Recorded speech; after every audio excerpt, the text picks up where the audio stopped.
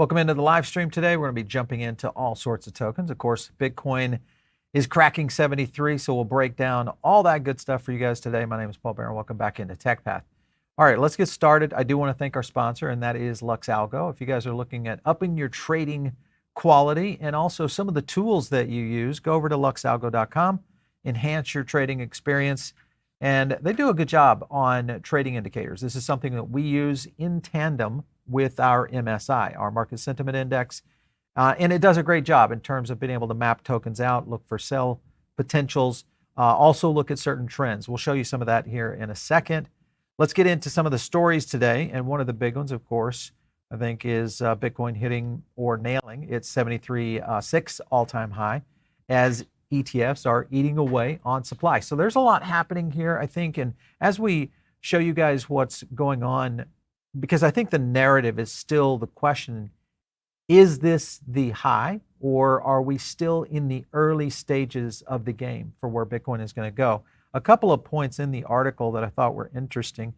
Bitcoin's strength had taken a breather. Prior day, we saw a little bit of pullback, consolidating around 72, and then we saw that snap and jump back up. We're trading above 73 right now as we live stream. A little friction stood in the way of price discovery around and towards the 80K mark. And I'm still thinking, is 80K that new potential psychological threshold? And I don't know. It's interesting because I feel like when you hit 75K, you're 25,000 away from $100,000 Bitcoin. This is going to get really intriguing. And the other thing is, what would be the number that would draw back in, Main Street retail? Because we know or feel that maybe retail is here, at least from an investment class standpoint, people who are looking to invest more money.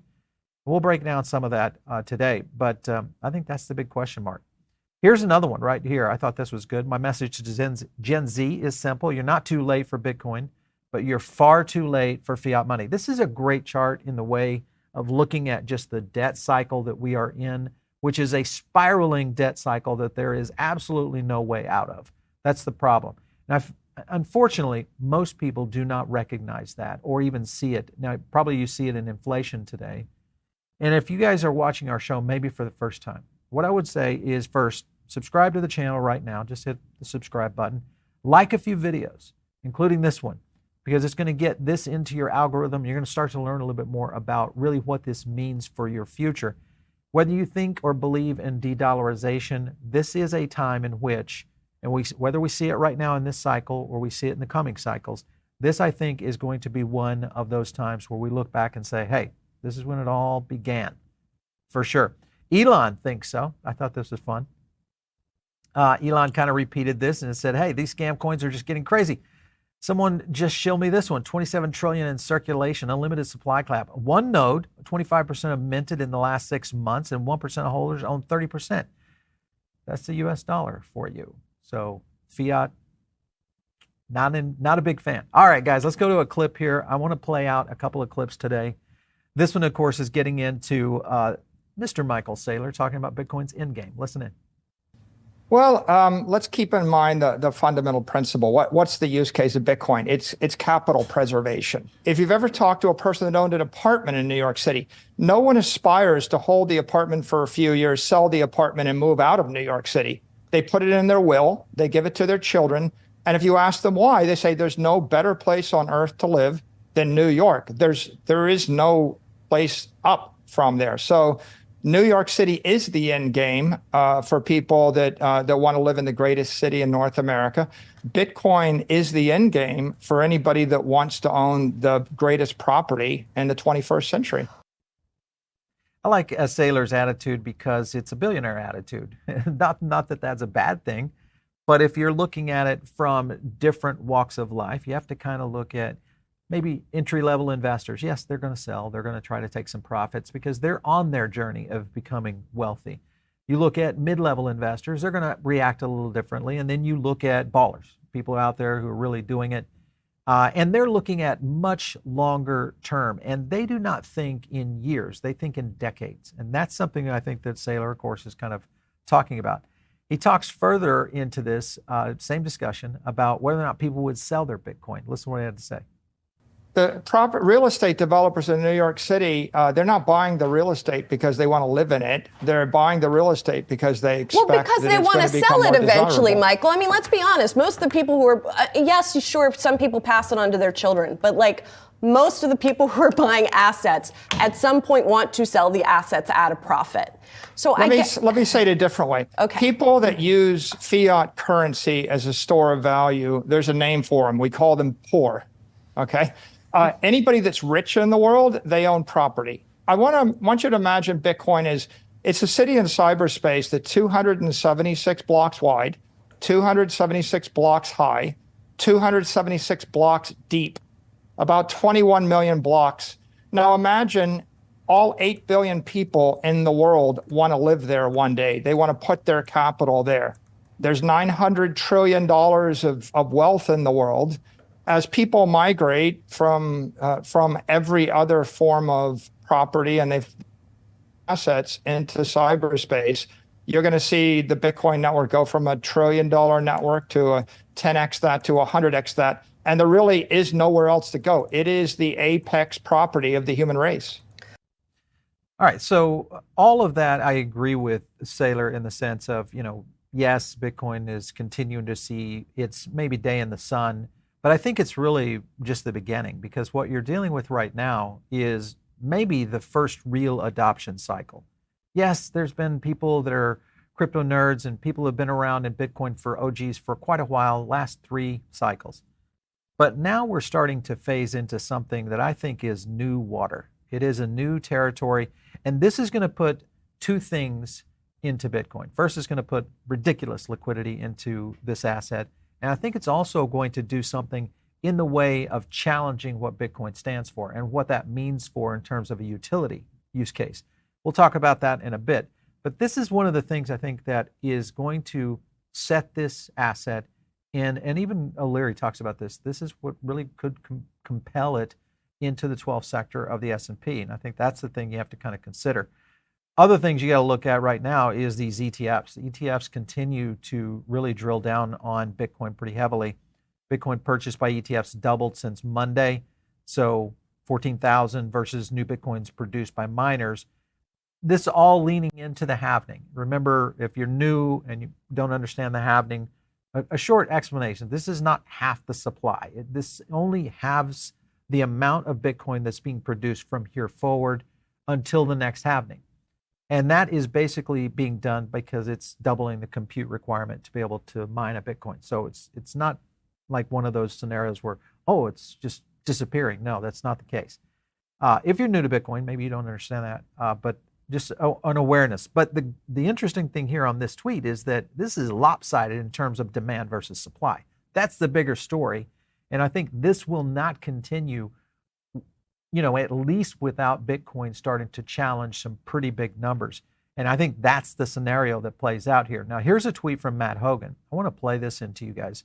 This is a really interesting tweet right here. Day 3 of 20, he's out on the road talking to financial advisors and family offices about Bitcoin. Now, there's some interesting points here. No longer surprised the size of inflows, okay? Platforms continue to work fast to compete their due diligence on the ETFs, meaning they're trying to get into these things. Some, but not all, are the classic FUD points they're gone. So this is very, very sophisticated investors. These are people that know business, have been around Wall Street, and been around money for a long time. Some, but not all, classic gone. People no longer asking about criminal use, so, Tether, FTX, all that kind of stuff. Concerns about environmental impact are fading, but it's still, aware. And then questions about how to value Bitcoin, given its lack of cash flows, persist. One common theme in conversations compared to past is it's a visceral concern about rising U.S. debt levels. This is a thing that we kind of let off with right there, and that is fiat. Fiat, friends, is dead. Whether you look at this in a cycle of the next 5 years, the next 10 years, you're going to see a diminishing return on those kind of things when you look at the US dollar. And I think that is the other potential here. Is Bitcoin being used as a flight to safety? Larry Fink talks about this quite a bit. Another clip I want to jump into is who is buying these ETFs and will they sell it? This is Jim Bianco. Listen in. What we're seeing in the Bitcoin ETFs as a collective group is unprecedented. So while I could say, well, typically it's A, B, or C, we've never seen, this type of rush into a set of ETFs in the first 2 months. So it could be completely unlike anything we have ever seen in the ETF industry, or it could just be what we typically see on steroids. And we're still struggling to try and figure that out. So what I've been arguing is whenever I see a big rush of money into ETFs, like we did in XIV, which was the short volatility funds, like we did in USO, and it is typically what I would refer to as a weak-handed player. They're there for the trade. They're there for the quick profit. It might be a hedge fund. It might be an asset manager. It might be a retail investor, although whatever a retail investor typically means. But I don't think it's being dominated by the strong-handed, person who is committed to the space. All right. So, the statements he made right there, I think, are very interesting because he identified that this cycle, well, I shouldn't say cycle, the awareness of what's happening in the ETF space may be something that they've never seen before. Or it could be something that is more in line with, hey, it's just very successful. It's going to continue to grow at a very nominal, which is high growth rate, better than any ETFs that have ever come to Wall Street before. But I'm looking more in the line of what he said in the front half of that, which is this may be something we've never seen before. We don't know how it's going to respond. And I think that's the factor that continues to play out. This is the one thing that I think a lot of people may have got wrong on the ETFs. Here's Willy Woo. TradFi doesn't hate Bitcoin. TradFi looks for ways to clip the ticket risk-free. That's now in place. Bitcoin is now shielded to all investors. So 1 billion will hold it by 2025. This gets back to the point of those family offices who don't necessarily fall into that. Most mid-level market managers, money managers don't fall into that. Let's, do a little quick flip here. They're looking for long-term wealth acquisition. And that is something that is going to continue to push these markets into a very unique position, including Bitcoin. And there's some people out here that are putting out some pretty crazy numbers right now. I want to go to another clip. This is Balchunas talking a little bit more that this is a different type of retail investing in Bitcoin right now. Listen in. I would say that this retail, typically a retail investor who uses ETFs, is not the GameStop ape type. In my opinion, these are usually a little more with it because they know what an ETF is. They know it's cheap. Usually ETFs, generally, you have to find them, right? They're not like really paying much for distribution. So generally ETF investors are a little more savvy than, say, the GameStop.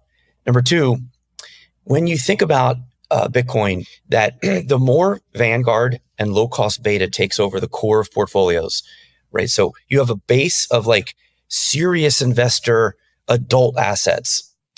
The more you look for stuff that's completely different, you have in my opinion, a hot sauce bucket. Now, that could mean a Robinhood account. It could mean trading stocks. It could mean options.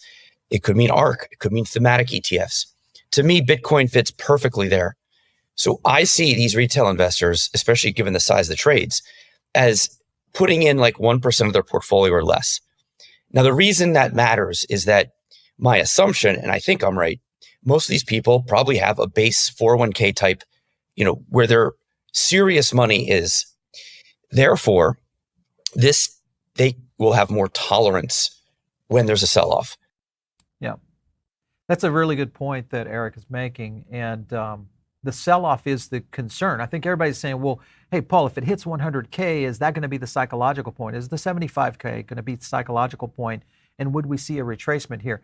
I think we're in a zone right now, and much like what many people look at this and when we see the charts here in a bit, that we haven't seen these kinds of scenarios before. This is all new price discovery, but it's all also new market discovery, meaning how are markets responding to this? So it's a very interesting time to be living. By the way, we're going to be dropping a Dencun update, the ETH update, and what it impacts in another video that will be coming right after this. So you guys stick around for that one. We'll drop it in there for you guys. I know everybody was asking about that. Make sure and drop some questions in over on the sidebar. We'll try to get to as many as we can.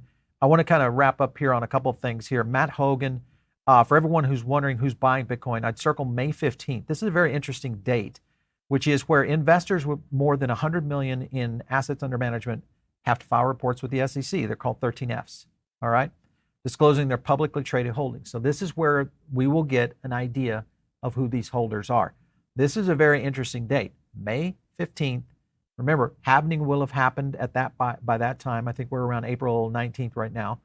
But May 15th will tell us if we've got diamond hands or if we have some people in there that are just looking for that quick flip. So we'll see how it plays out. But I feel like Eric might be right. These are people who the tolerance level is really good.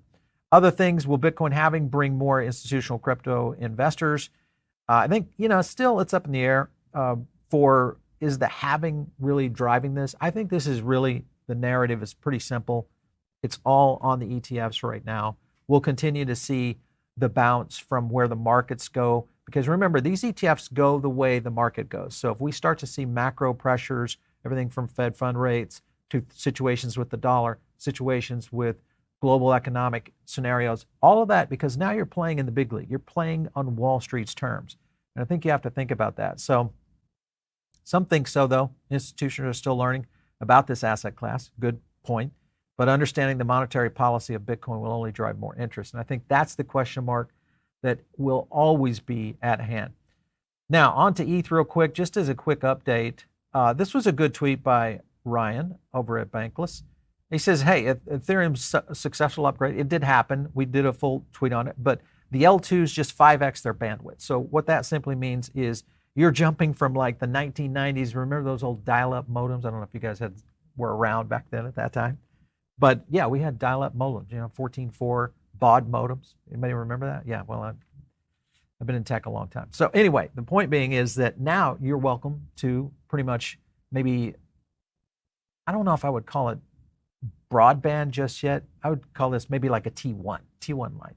That's where we are with ETH right now for all that. So good stuff out there. And hey, something's cooking when you've got more people on the street. This is Trade Talks talking about DePINs. They're talking about DePINs out there. This is crazy for these kind of things. These are mainstream media starting to talk about decentralized physical infrastructure networks out there. So crazy. Blockchain superstars for sure. A couple of looks at we'll take a look at the charts here in a second. Let's go over to the poll real quick and take a look at how that turned out. All right, would you still tell a family member to buy Bitcoin at these levels? Wow, 58%, yes, even at 73,000. Wow, okay, good. Like to hear it. Let's take a look at the charts real quick. Like I said, if you guys are not checking out Luxalgo, this is one of their chart indicators right here. Let's go in and look at Solana, because Solana is moving quickly up to 160. You kind of see those points of retracement right here around the 102 mark, which has been pretty much a thing of the past. Question is how quickly will Solana make it to $200? That's going to be a very interesting point right now. And if you look at that, remember, $100 bounced off of it a couple of times back here in February and then back here in late February, and has been pretty much on a tear since then. Continue to go. We'll take a look at some questions here. EGR says ETH ETF won't be approved. It'll take a lawsuit. That may and most likely won't work. I think everybody's still on the fence about this, but I do agree with you. I think the potential of it getting approved is starting to slide. We're going to try to get the Bloomberg guys on this week to talk about that very issue. So we'll see. Others think it's going to happen. People better not sleep on Gala. Still not one. I mean, we're not really talking about Gala much right now until we see some real proof in the pudding. Let's see here. What do we have? Alts to all-time highs first. Yeah, I think alt season still, we're starting to move into it. The interesting scenario here is how much liquidity is going to flow out of Bitcoin or even Ethereum to a certain extent into some, other L2s out there, especially into the gaming sector. There's a lot that I think we're going to be here. I was here at 10K subs. Wow. Thanks for sticking around, man. That's an OG in there. Okay, I told my family and friends to buy Bitcoin at 16K, 20K, and 30K. Now they just watch and cry. That's that's sad if you're watching your family members cry. What you should do is get out there and try to get them to now understand what's happening in the ETH ecosystem or in the Solana ecosystem or the Avalanche ecosystem. You'll get there. It's going to go from a frothy 75, I suspect, blast through 80 and come back to retest, kind of the usual. Peggy, thank you so much for a comment. We need more women commenting on our stuff here on the show, for sure. Everybody be nice. You know, we're trying to draw in some ladies in crypto. Seems like we had a handful of ladies in the last bull run, and hopefully we're going to get more. Smart investors. Let's see if Paul will bring back Gareth for a Hall of Shame. I don't know. Listen, Gareth loves shorting. Gareth is not afraid of those kind of things. He's a trader at heart. Remember, he's not putting up. I'm the one that was, kind of in the other camp with Gareth when he would say those lows. I just don't see it, Gareth. We're not there. Brandon says, is Sol set to absolutely crush its all-time high? This is a question. We probably should have James from Invest Answers come on the show. He's the one that kind of, I won't say sold me on Sol, but got me convinced that finally the beta concept of what Sol was trying to do was in the past. And ever since then, it's been pretty much an understanding that this is going to be a very special token. Now, you have to consider, though, this is something Dencun could put some pressure on Solana. And the reason is these L2s could get super cheap and super fast. If we get super cheap and super fast into an array of L2s, which is most likely the prediction, could that be enough of a pressure cooker for Solana to start to see less growth? So there's still that side of it to consider. Thank you for Finn. Yes, man, no kidding. Finn has absolutely been going crazy, which, by the way, we're going to drop the Finn video. When are we dropping that one? Is it on Friday, guys? I think, yeah. Okay, so we're dropping that on Friday. We have the CEO of a Fin. If you guys have not checked it out, go look at that. It's a great game, Web3 game that does some really unique things. Fantastic interview. Great stuff coming from those guys. What else do you guys have? Charles has made sure ADA will never recover. You just got to love Cardano. HBAR, possible new council members. Wow, if they get Amazon, holy Jeff, if that were to happen, this is a thing. The last little, I won't say little, but the last news coming out of HBAR, Hedera. And if you understand, we've had Mance Harmon on a couple times. We'll probably have some of the Hedera team on again. HBAR is definitely a very interesting project and one that I've invested in and out of, so it's one I like.